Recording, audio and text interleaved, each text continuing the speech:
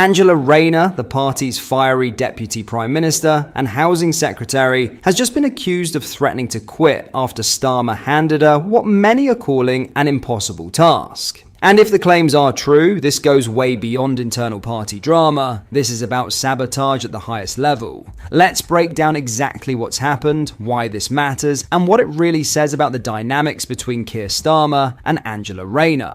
But first, hit the like button and subscribe for more. According to explosive new claims in Lord Ashcroft's updated biography, Red Flag, Angela Rayner came within a hair's breadth of walking away from Starmer's cabinet. The reason? She was told to deliver the centrepiece of Labour's election promise to build 1.5 million new homes in just 5 years. For many, this is already seen as the holy grail of British politics. Everyone wants more homes, but few believe it can be done on such a massive scale, especially given the chronic shortages in both construction materials and infrastructure. Rayner, tasked with making the impossible happen, reportedly felt she'd been set up to fail right from the start. The book claims she was so frustrated with the scale of the job and the lack of support that she actually threatened to resign, convinced she was being hung out to dry. Now just imagine the chaos if Labour's deputy PM had actually walked before the party's most ambitious policy had even got off the ground. But that's not all. In a dramatic twist, it wasn't Starmer who talked Rayner down, it was none other than Tony Blair. That's right, the architect of New Labour himself picked up the phone to keep her in the tent. According to Ashcroft, this phone call alone speaks volumes about the shadow Blair still casts over Starmer's project. Whether you admire Blair or see him as yesterday's man, his influence on Labour's top team is undeniable. But let's get back to the heart of this crisis. The 1.5 million homes pledge. Behind closed doors, senior Labour figures are already admitting the target is, in their words, undeliverable. Labour sources told the Mail on Sunday that we don't have enough bricks and there isn't enough water to supply these houses. That's not opposition spin. That's coming from inside Labour's own ranks. And it gets worse. One Labour MP admitted that Rayner's team realised a while ago that the 1.5 million new homes target is undeliverable. But now the penny's dropped for Angie's team that she was set up to fail on this all along. In other words, Rayner wasn't just given an impossible task. She was handed a political time bomb that could blow up under her watch, tarnishing her reputation while letting Starmer keep his hands clean. Of course, Rayner's allies are pushing back hard. A source close to her says, "We do not recognise the claims made. Angela is proud to be serving as Deputy Prime Minister in Keir's cabinet and delivering on Labour's crystal clear commitment to build 1.5 million homes as part of our plan for change."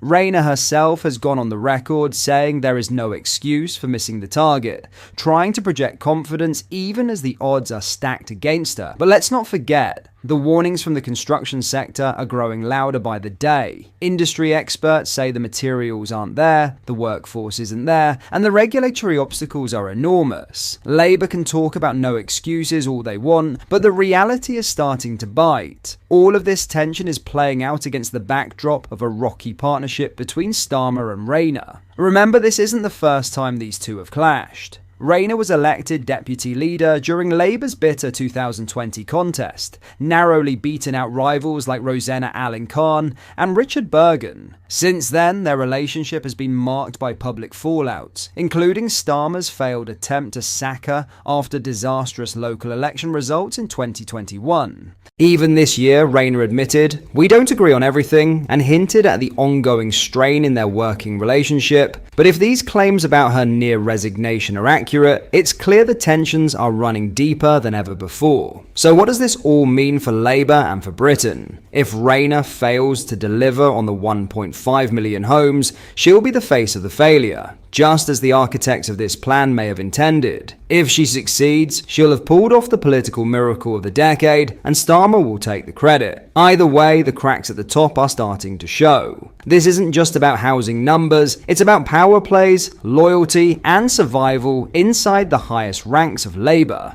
And as the story develops, one thing's for sure. The battle between Starmer and Rayner is far from over, and the stakes for Britain's future have never been higher. In other news, Reform UK leader Nigel Farage has unveiled a zero-tolerance deportation plan amid warnings there could be a surge in channel crossings this summer. Farage, who earlier this week confirmed Reform intends to create a deportations minister if it wins the next general election, revealed the Populist Party drafted a comprehensive strategy to deal with the crisis. Writing for the Mail on Sunday, Farage said, "As Prime Minister, I will ensure our country operates a zero-tolerance policy for illegal residents. All measures will be legally robust under British laws. They will also be administratively feasible. Special legislative provisions will be used to overcome legal barriers." Farage reiterated his commitment to leaving the European Convention on Human Rights and revealed Reform has drafted legislation to circumvent other international treaties.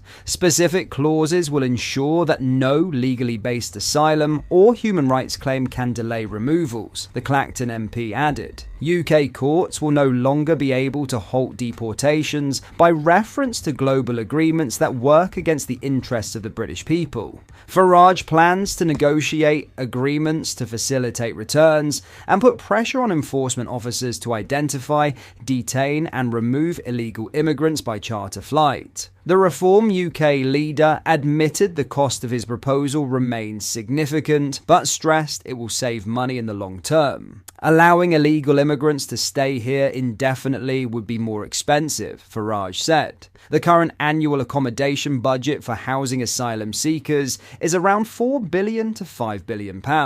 This must end. Farage even compared himself to ex-US President Barack Obama, highlighting how the Democrat removed more than 3 million illegal immigrants between 2009 and 2017. Despite Farage's comments on deportations, Sir Keir Starmer revealed removals have topped 24,000 since Labour came to power. Speaking at the Organised Crime Summit in London last month, the Prime Minister said, "It's unfair on ordinary working people who pay the price from the cost of hotels to our public services, struggling under the strain, and it's unfair on the illegal migrants themselves, because these are vulnerable people being ruthlessly exploited by vile gangs." However, the total number of migrants completing the 21-mile journey from Calais to Kent hit 9,000 this year. Figures released earlier this month also showed that the total number of migrants who have arrived on British shores since Starmer entered number 10